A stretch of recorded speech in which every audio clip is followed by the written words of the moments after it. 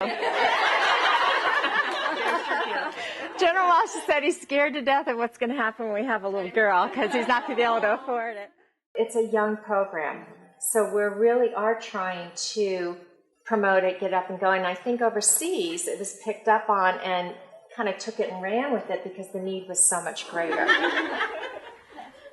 We recently visited a base where there was a reserve group, and they were deploying for their first time. And she told us a story about how when her husband first came in and took over the squadron, he found out a month after he took over that they were going to deploy.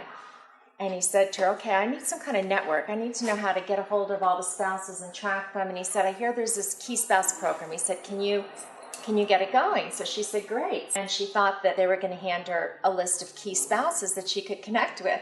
And they handed her a packet from the Airmen and Family Readiness Center that says how to set up your Key Spouse program. So she said, starting from scratch, she started reaching out to reserve groups. They're all over the country.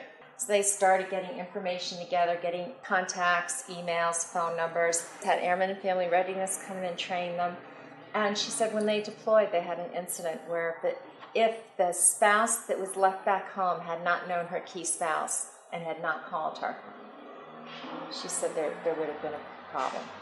One of the husbands was suicidal, and the spouse called the key spouse and said, I don't know who to talk to. My husband, he sounded terrible on the phone. I think he's going to do something.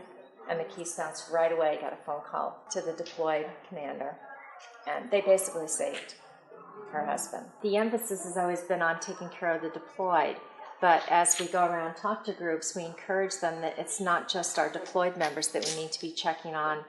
It's being that wingman, being that friend, making sure that person's taken care of.